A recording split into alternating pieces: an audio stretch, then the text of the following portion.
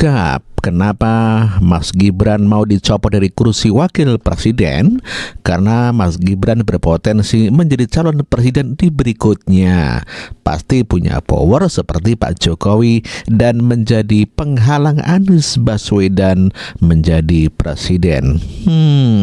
Itulah kenapa Gibran harus dilengsarkan, karena menjadi penghalang Anies Baswedan untuk maju di Pilpres 2029 mendatang. Saya punya keyakinan Mas Gibran akan jadi Presiden Republik Indonesia di masa depan. Ya, pertama dia kan sekarang akan jadi wakil presiden. Secara latar belakang dia sudah berpengalaman sebagai kepala daerah, dia terus jadi wakil presiden.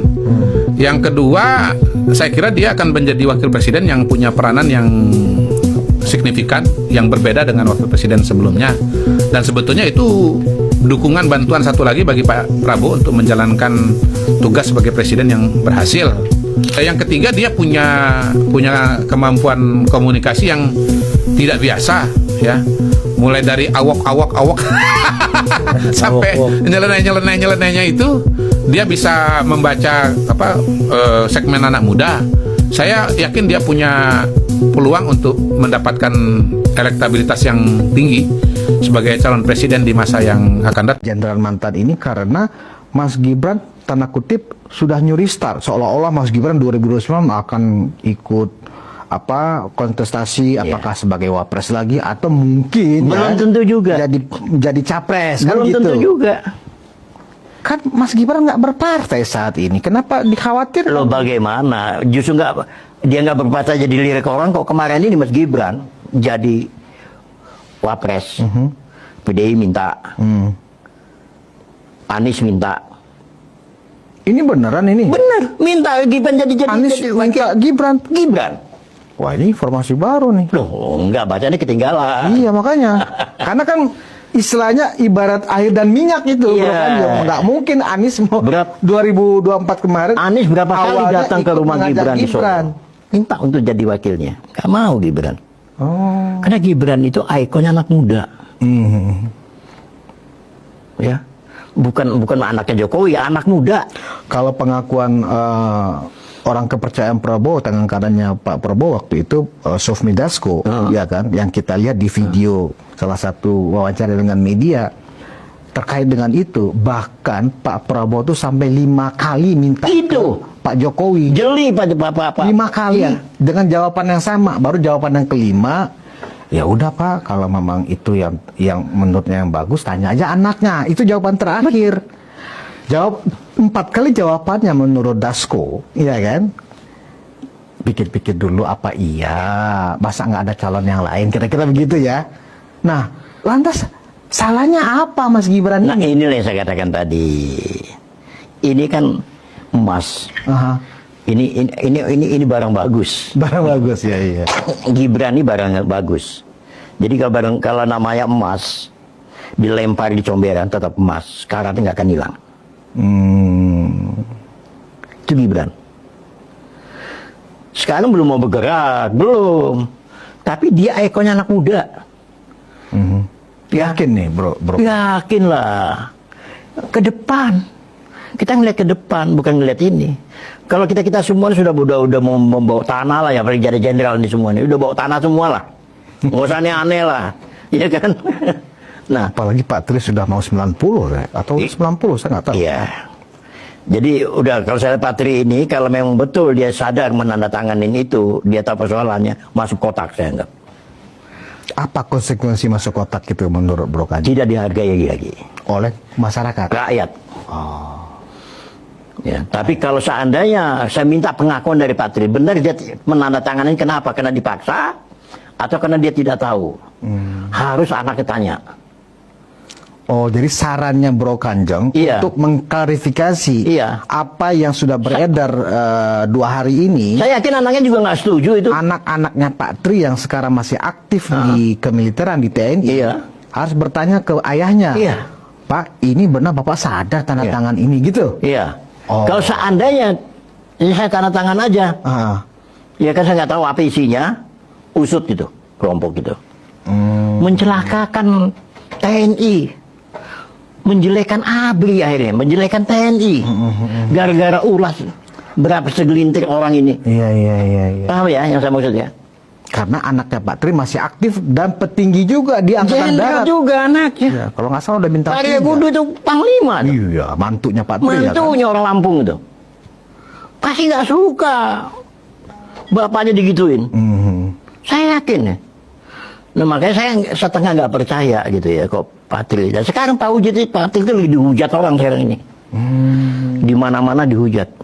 Itu kayaknya konyol juga ya petisi Tadi. itu ya. Kalau misalnya yang lain Ditongolin fotonya Pak Tri yang ompong gitu dan waduh kasihan katanya. Ini suara dari rakyat loh ini. harusnya demi menjaga marwah para jenderal atau mantan jenderal ini ya toh, Pak Prabowo harusnya agak sedikit bersikap tegas ini. Ini sudah merusak marwah para pensiunan TNI. Betul. Jadi kalau sudah Pak Prabowo ini saya minta ketegasannya ya. Jadi saya sebagai relawannya Pak Jokowi dan Tulen sekarang menjadi relawannya Pak Prabowo. Ya kan, saya tetap backup Pak Prabowo, organisasi kami. Tapi kami minta ketegasan. Bapak kerjanya sudah bagus. Ya, korupsi. Apalagi itu. Mengapa Gibran ditakuti? Ini pendapat saya. Kita tahu bahwa Gibran hanyalah seorang wakil dan bukan presiden. Biasanya yang wakil hampir dikatakan tidak memiliki pekerjaan sama sekali. Dan kita tahu juga bahwa nanti yang akan menentukan, yang akan memilih adalah rakyat. Kalau rakyat tidak memilih, maka Gibran pun tidak akan terpilih. Namun demikian, kita tahu bahwa Gibran memiliki paman di Mahkamah Konstitusi, yang kebetulan orang nomor 1 dan ketua Mahkamah Konstitusi. Dikhawatirkan nanti setelah Pilpres, pasti ada sengketa Pilpres. Baik Gibran menang maupun kalah, dan akan ada gugatan di Mahkamah Konstitusi. Dikhawatirkan orang bahwa ketua Mahkamah Konstitusi akan menyalahgunakan kewenangannya untuk memenangkan Gibran. Demikian, kalau ada yang berpendapat lain, silakan tulis di komentar. Bapak Jokowi persiapkan Mas Gibran maju Capres 2029. Jokowi siapkan PSI dan Partai Super TBK untuk pencalonan Gibran 2029. Guys, dengar-dengar ternyata Jokowi sekarang tuh udah siapkan segala cara biar Gibran bisa sukses di Pilpres 2029 loh. Contohnya kayak siapkan Partai PSI dan Partai Super TBK sebagai kendaraan politik yang akan dukung Gibran 2029 nanti. Jokowi akan terus bergerak dan menyiapkan semua alat agar Gibran bisa jadi presiden saat Pilpres 2029 mendatang. Jadi juga memprediksi Prabowo tetap maju dan akan ada pertarungan melawan Gibran. Kalau menurut kalian, Gibran bakal maju Pilpres 2029 apa nggak nih guys? Atau bakal banyak yang menolak dia? Wow. Jika benar yang dikatakan oleh media ini, berarti Mas Gibran mau melawan Bapak Prabowo. Iya.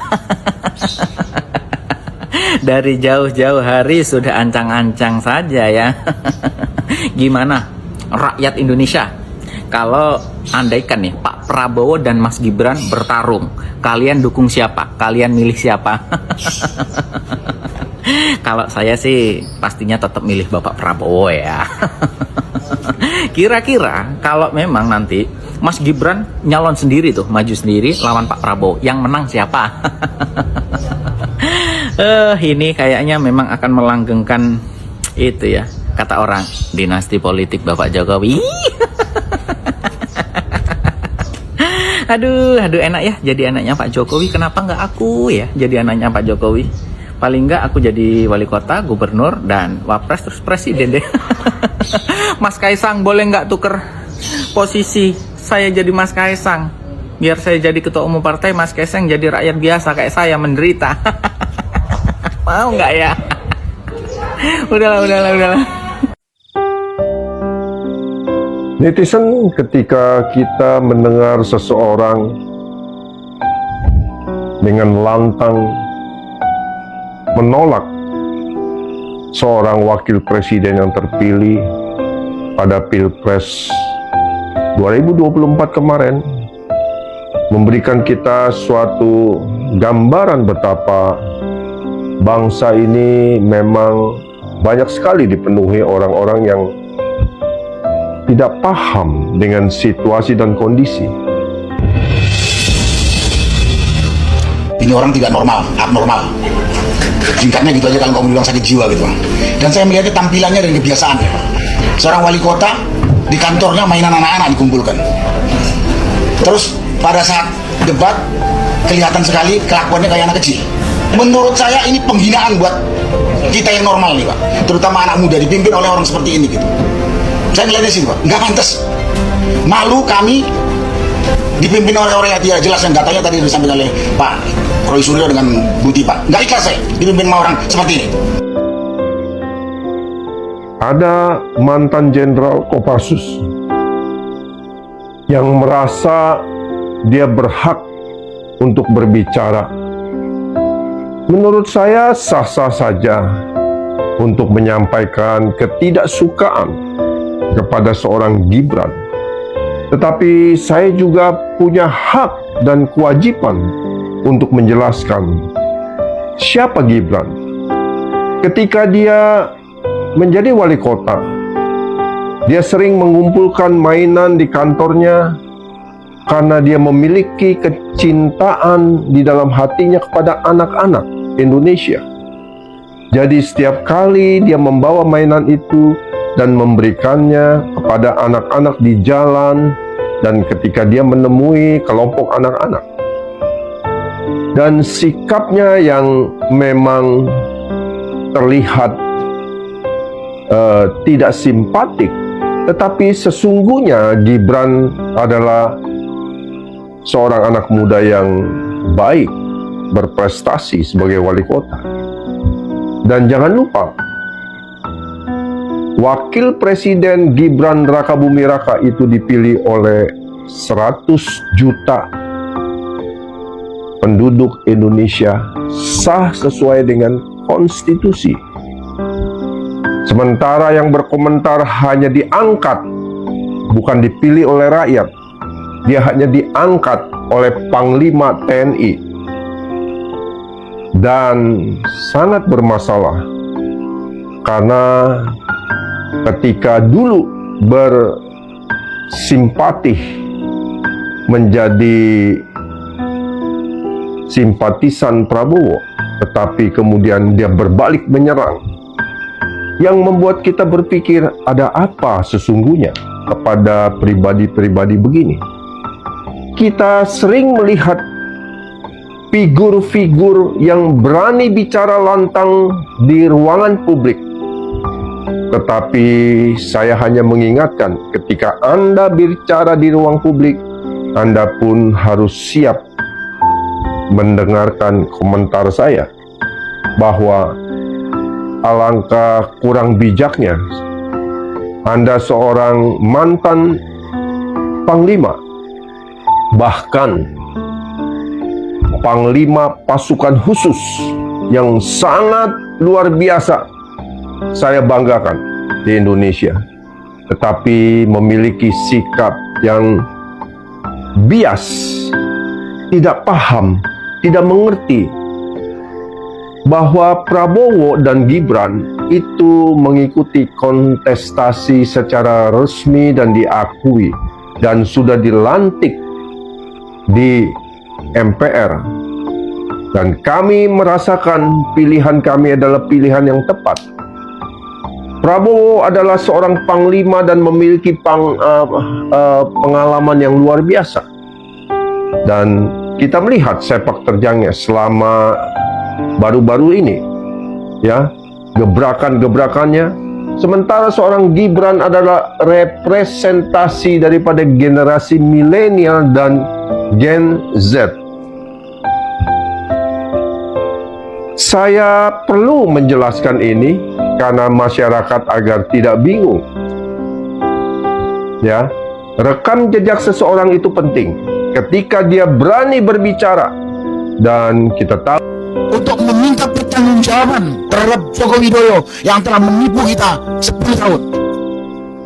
Yang kedua, memberikan pelajaran kepada pemimpin berikutnya, jangan ikuti kelakuan Joko Widodo ini yang bisa merusak tatanan kehidupan berbangsa, bernegara, yang menghambat kemajuan bangsa. rata-rata orang yang bersuara lantang biasanya